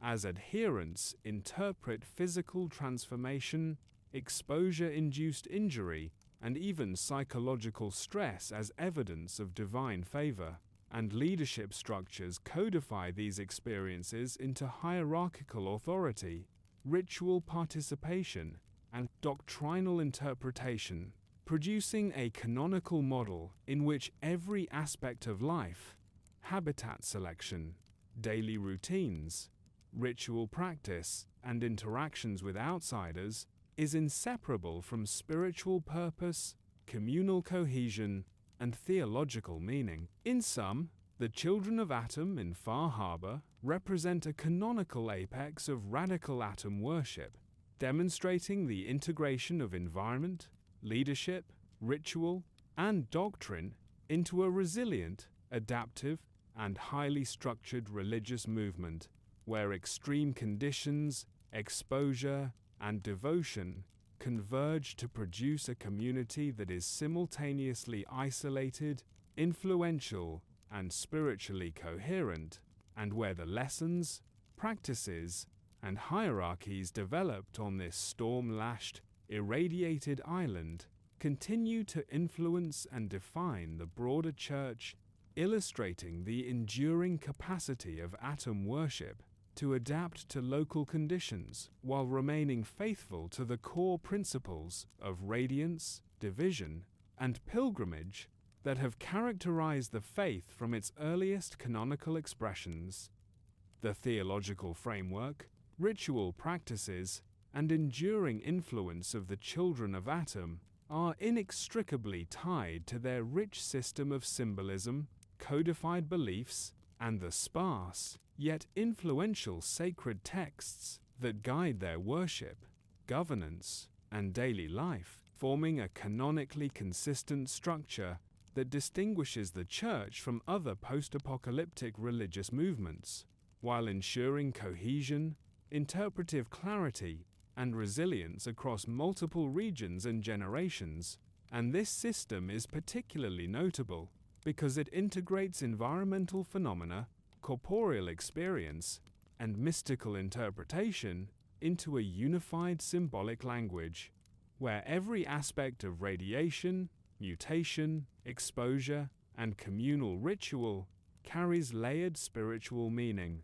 reinforcing both the hierarchy of leadership and the devoutness of the followers. Central to the Church's beliefs is the concept of radiance, which symbolizes Atom's divine presence and the visible, tangible manifestation of his power, expressed through the glow of irradiated sites, nuclear debris, and environmental contamination, and interpreted by the faithful as both a literal and figurative illumination, guiding moral conduct, ritual practice, and spiritual development, with the glow serving simultaneously as a medium, a marker of sacred space, and a test of endurance, confirming that those who approach it willingly demonstrate obedience, courage, and receptivity to Atom's influence. Division, a complementary doctrine, is equally central, symbolizing the spiritual separation of the faithful from worldly concerns,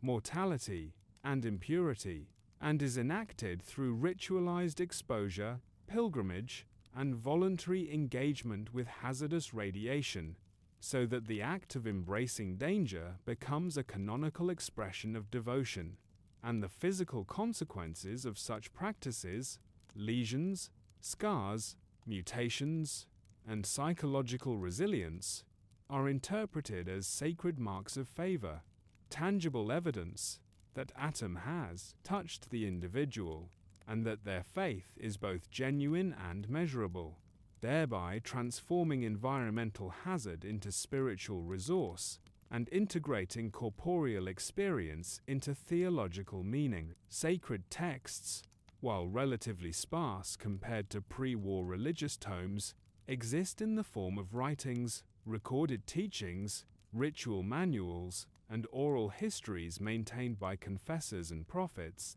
serving as repositories for doctrinal clarity, ritual instructions, and accounts of miracles, endurance, and divine manifestation. And these documents, alongside orally transmitted teachings, provide canonical structure while allowing for interpretive flexibility based on geography, environmental context, and leadership style, ensuring that the Church can maintain cohesion without enforcing rigid orthodoxy, and that new generations of followers can adapt rituals while remaining firmly aligned with Atom's core principles. Such texts include descriptions of pilgrimage routes, exposure rites, sacred chants, and symbolic interpretations of environmental phenomena,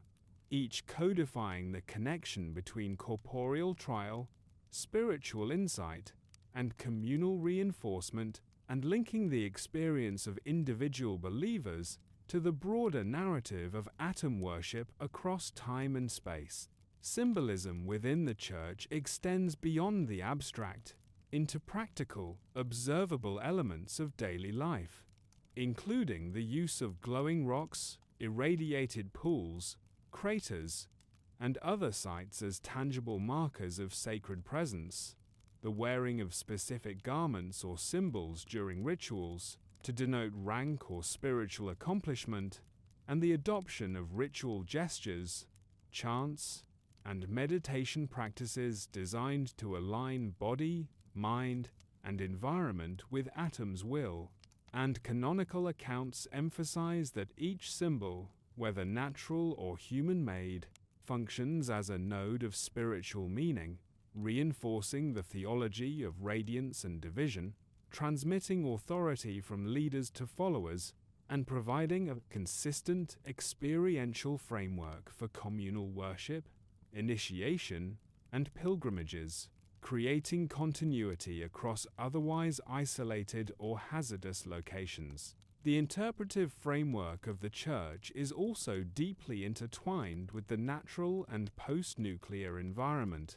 as mutations in flora and fauna, residual gamma energy, weather phenomena, and the effects of radiation are all read as signs, messages, or tests from Atom, with leadership roles specifically tasked with interpreting these manifestations to guide ritual practice, doctrinal instruction, and community governance. Confessors and prophets act as canonical authorities who decode environmental cues into actionable spiritual guidance, determine appropriate exposure levels, organize pilgrimages, and sanction or admonish followers based on observed endurance, resilience, and obedience, ensuring that symbolic meaning remains consistent across space and time, while allowing for local adaptation based on environmental hazards or demographic conditions. Canonical beliefs also emphasize the duality of life and transformation,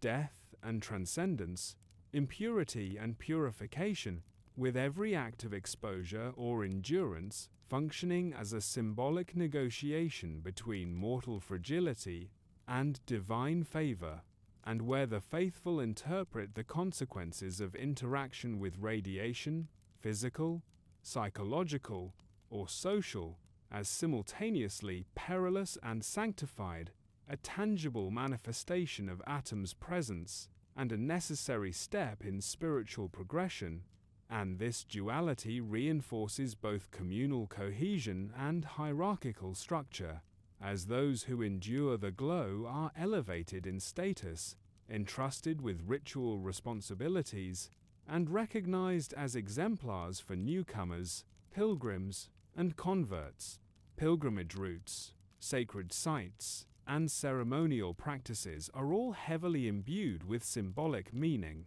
such that travel through irradiated zones, meditation at contaminated pools, and participation in collective chants are not merely procedural, but act as experiential enactments of theology, translating abstract beliefs into lived experience, codifying ethical and spiritual norms, and reinforcing the interpretive authority of leadership, with each act functioning as both personal devotion and communal reinforcement of canon. These journeys transmit doctrine, establish ritual norms, and create tangible evidence of spiritual endurance that can be observed, recorded, and celebrated within the Church, forming a continuous feedback loop that strengthens faith, reinforces hierarchy, and preserves canonical tradition.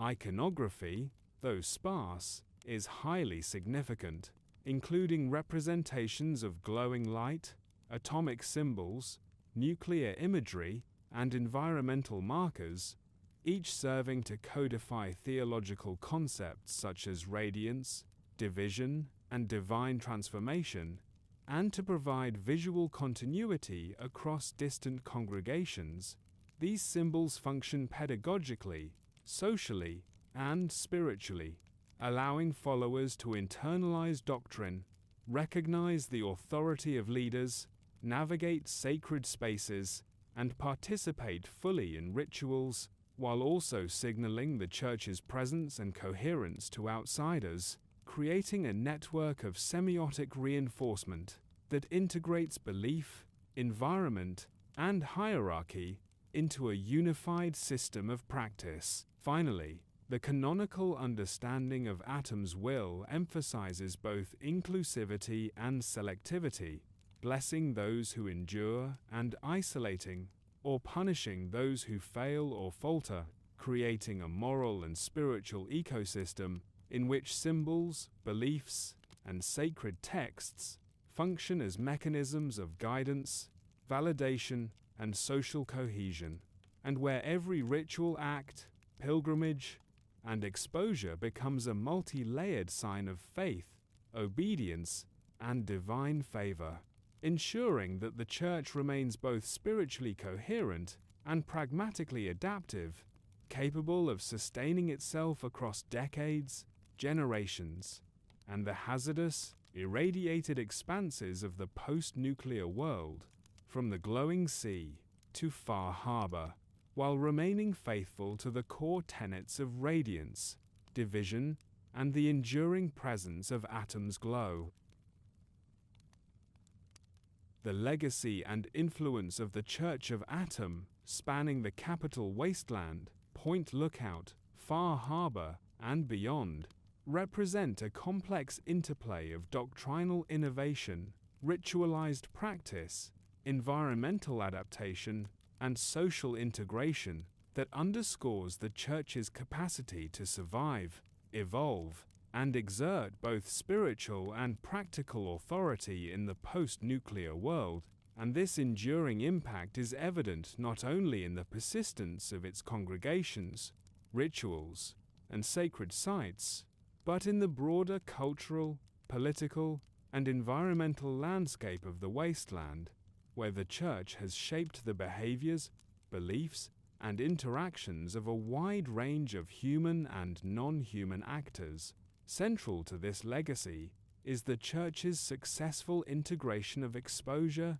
mutation, and environmental hazard into a coherent theological framework, wherein the glow of irradiated landscapes, the presence of nuclear relics, and the very processes of radiation-induced transformation are elevated from threats to signs of divine favor,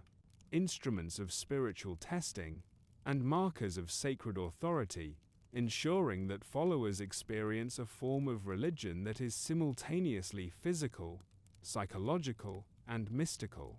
and that the Church's influence extends beyond doctrinal instruction into lived, observable, and socially recognized practices. Leadership structures, embodied in confessors and prophets, serve as the central nodes of this influence, mediating doctrine, ritual, and communal governance, interpreting the will of Atom, guiding pilgrims, enforcing ritual compliance, and adjudicating disputes. And in doing so, they not only preserve canonical practices, but also extend the Church's reach across geographically and socially fragmented territories, producing a network of spiritual authority that connects isolated congregations, maintains doctrinal coherence, and propagates symbolic and ritual knowledge, allowing the Church to persist despite environmental hazards, internal schisms, and external threats from rival factions, raiders, and organized military groups. Canonical accounts from Megaton, Point Lookout, Far Harbor, and other regions demonstrate that the Church's influence is also deeply entwined with social and political dynamics,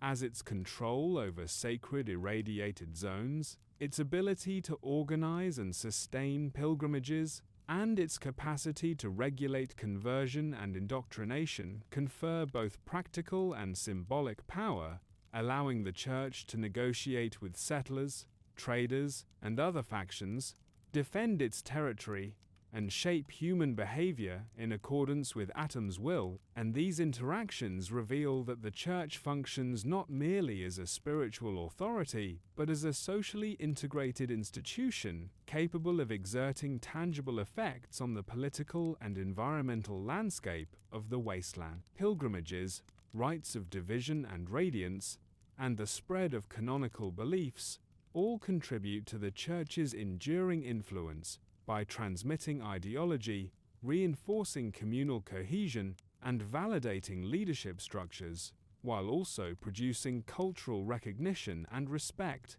fear, or reverence among outsiders. And in this way, the Church's practices create a legacy that is both internal, through the formation of disciplined and devout adherents, and external, through the perception of power, sanctity, and danger by the broader wasteland population, ensuring that Atom worship remains culturally and spiritually salient across diverse regions and generations. The theological and ritual innovations pioneered in Far Harbor and other extreme environments demonstrate the Church's adaptive capacity, allowing radical interpretations such as those of Confessor Tectus to coexist with more moderate, survival-focused practices in regions like Megaton and the Capital Wasteland, producing a canonically consistent, yet regionally differentiated faith, and highlighting the Church's ability to reconcile environmental extremes, social pressures, and doctrinal fidelity into a coherent and sustainable religious system, in which each congregation, leader, and ritual site contributes to a cumulative influence that extends far beyond the immediate population of the faithful. Canonical texts, symbolic systems, and ritualized practices function as both preservers and transmitters of this influence, encoding the principles of radiance and division, providing guidance for exposure and endurance, transmitting interpretive authority from confessors and prophets to new acolytes, and establishing a shared spiritual and social vocabulary that connects dispersed communities, allowing the Church to maintain coherence and legitimacy despite geographic fragmentation, environmental hazards, and the passage of time, and ensuring that Atom worship continues to shape thought, behavior, and belief across successive generations of wasteland inhabitants. Moreover, the Church's influence can be seen in its ability to shape interactions with other factions, from the strategic negotiations with settlers and traders to the careful management of conflict with the Brotherhood of Steel, raiders, and hostile enclaves, demonstrating a pragmatic dimension to its legacy in which spiritual authority, environmental mastery, and social negotiation converge to produce both stability and expansion, and in which the Church's presence is simultaneously spiritual, territorial, and cultural, exerting measurable effects on the governance, settlement patterns, and survival strategies of communities across irradiated regions. The cumulative legacy of the Church of Atom is also preserved in the physical landscape itself, where shrines, irradiated pools, craters, relics of war, and marked pilgrimage routes act as enduring testaments to faith, ritual, and doctrinal continuity, allowing successive generations of followers and observers to encounter, interpret, and participate in the canonical expressions of atom worship, and creating a tangible, visible, and symbolic imprint of the Church on the post-nuclear world, ensuring that its influence endures even in regions where direct leadership, active congregations, or ritual practice may wane. In sum, the legacy and influence of the Church of Atom are both tangible and spiritual, extending across geography, time, and culture, sustained through the integration of exposure, ritual, symbolism, leadership, pilgrimage, and doctrinal fidelity, and manifesting in the persistence of congregations, the proliferation of sacred sites, the transmission of canonical texts and teachings, the shaping of social and political relations, and the creation of a culturally and spiritually recognized authority that binds followers to Atom and to each other, ensuring that the Church remains a distinctive, resilient, and influential presence in the post-apocalyptic world, capable of adapting to environmental, social, and ideological challenges while preserving its canonical identity and perpetuating the principles of radiance, division, and pilgrimage that define Atom worship across the Capital Wasteland, Point Lookout, Far Harbor, and beyond, thereby cementing its enduring legacy as one of the most unique and influential religious movements in the Fallout universe.